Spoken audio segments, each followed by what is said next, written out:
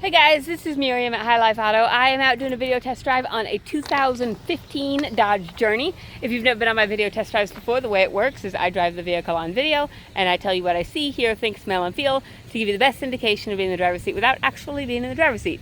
I'm not a mechanic and this is not meant to be a 182-point inspection.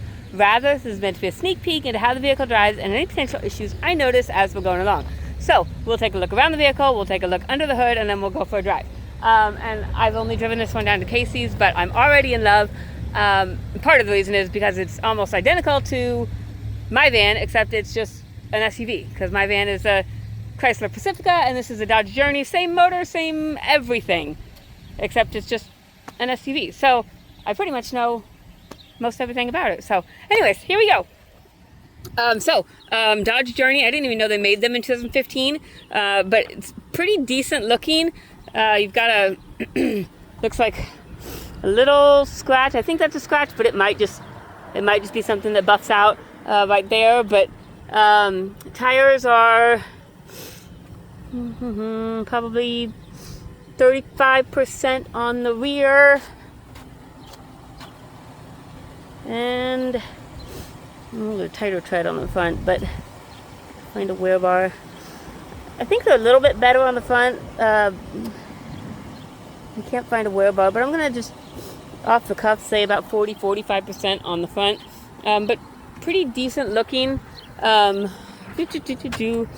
Interior is black leather.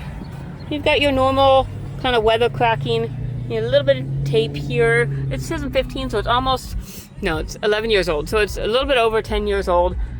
But other than just kind of normal wear and tear, it's pretty decent looking. It does have the third row. I'll pop this down right here. So it's not like a whole lot of room back there, but you could fit some small kids back there.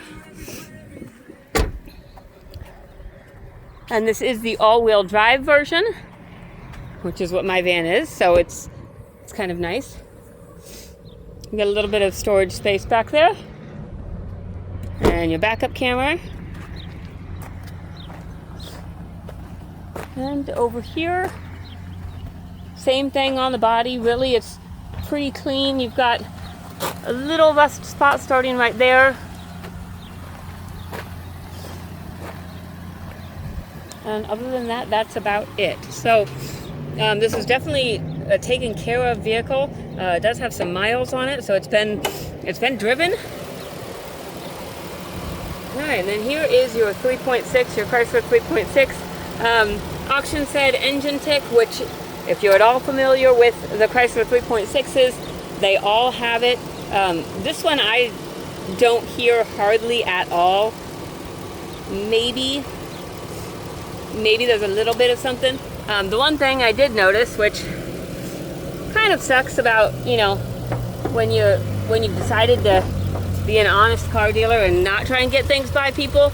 The one thing I know about 3.6s is they have this stupid oil filter housing right here.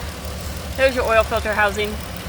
And Chrysler did a crappy job of creating that. So when they created that, they used some crappy plastic pieces that over time with heat, they expand and they contract and all of that. And the rubber seals, they start to leak. So I noticed when I was checking this one in and checking all the fluids and stuff, that one has started to leak. So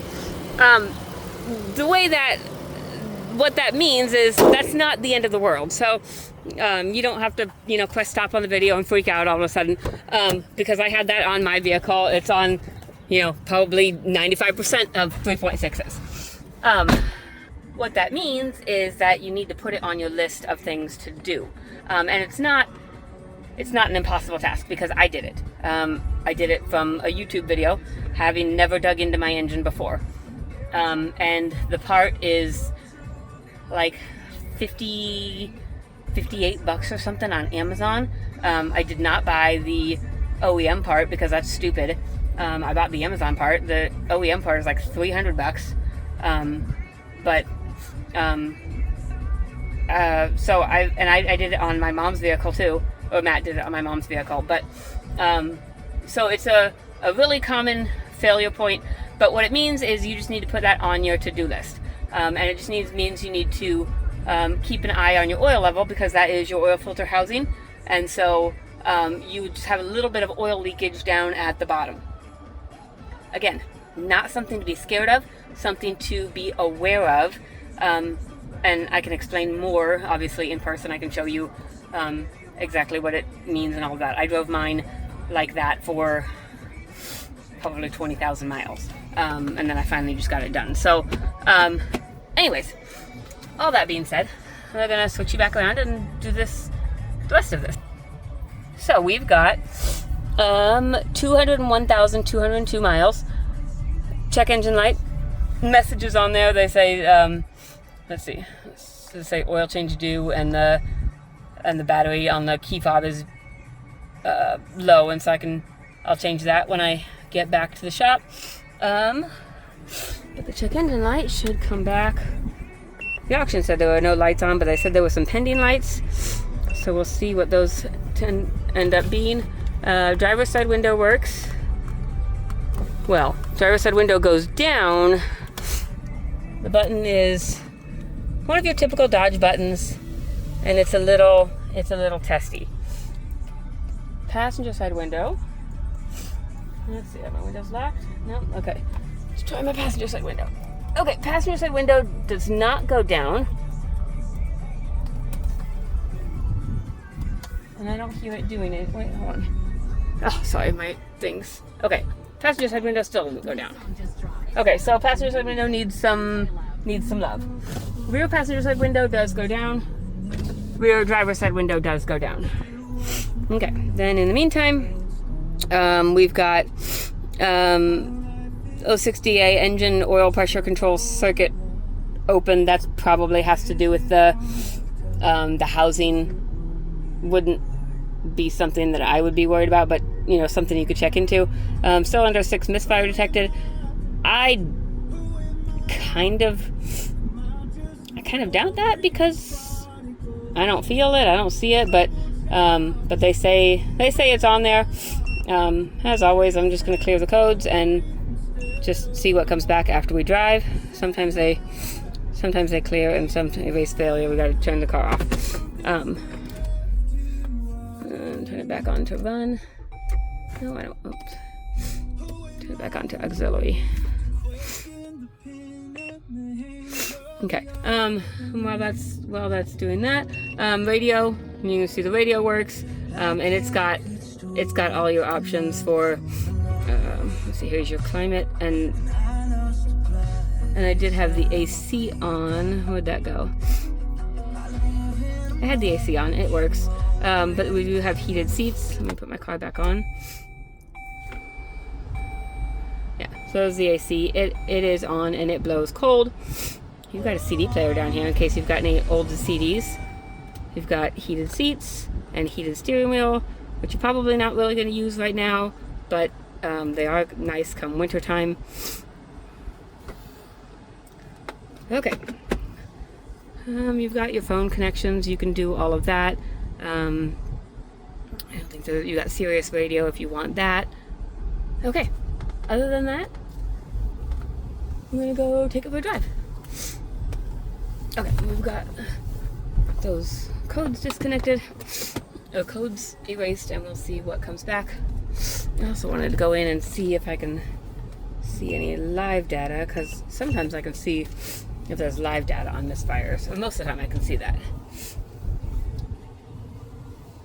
I couldn't believe how many times there's just codes on there that haven't been cleared after repairs and after, you know, all kinds of stuff.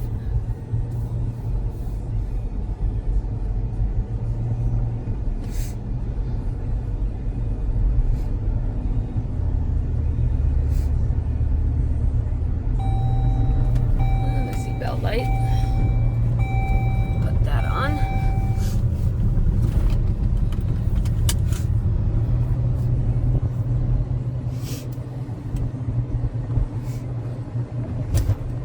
It drives well. It drives pretty smooth. I don't hear any suspension noise. It's not struggling to go up this hill at all.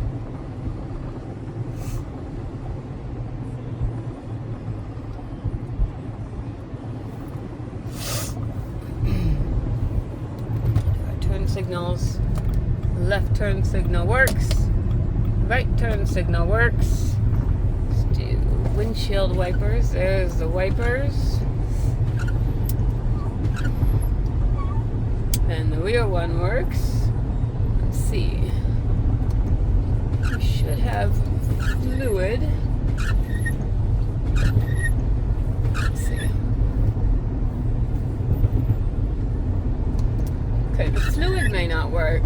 It may not be connected or something, because I know I added fluid, but it's not coming out. So I'll have to look into that. But the wipers do work well. Brakes are good and solid, no grinding or vibration, no pulling, no funny business. No abnormal noises when I'm turning. And you can feel the all-wheel drive kick in, like when you turn, you can kind of feel the all-wheel drive. You're doing what it's supposed to be doing. I'm going to do our cruise. And we've got our cruise set at about 45, so our cruise is working. So really, let's see.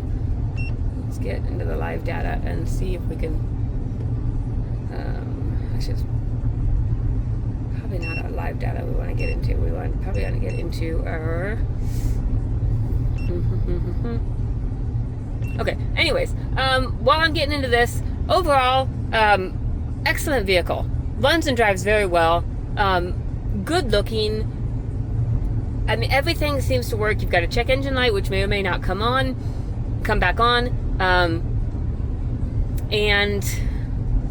And the oil changes do, and then and it does need the oil filter housing. So you've got a repair that needs done. But really, it's an amazing running vehicle. So if you've got any questions, you're welcome to call me, text me. My cell phone is 309-267-7200. And if you want to hang around, you're welcome to. And I'm going to play on this and just see if I can see any active misfires.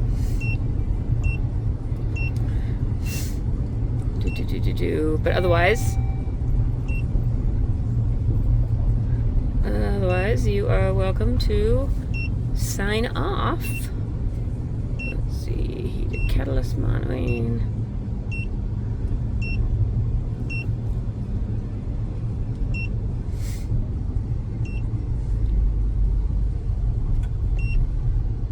Okay.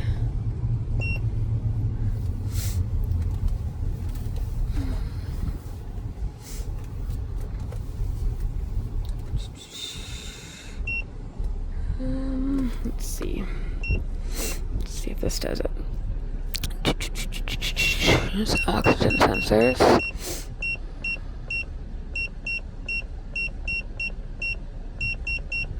There we go. Okay, cylinder 1. 0. 0. Okay, cylinder 1 is good. Cylinder 2. And I don't know exactly what the exponential weighted moving average is. I'm just looking to see if there's any misfires. Like I said, I'm not a mechanic. I just kind of figure things out. Because when things need done, you either figure them out or you pay for someone else who already knows what they're doing.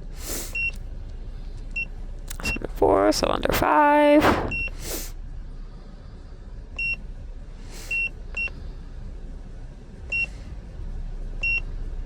Okay, nothing so far. Alright, cylinder 6, let's see. This is the one that it said it had 0. It says there's 0. So, this is for the last and the current driving cycle. So, I am more than willing to take a look at that if the check engine light is back on, or whether or not it's back on or not. If you come and you are driving this and you want me to pull that up just so you can see whether or not there were misfires, or if there were misfires on different cylinders or whatever, I'm more than willing to do that and just let you see, because part of what we do is We did the transparency thing, so you know what you're getting into. A used car is a used car. It's just a matter of, knowing what you're getting into. So if you have any questions, my cell phone, it's already on there, but you can have it again. 309-267-7200. Thanks, guys.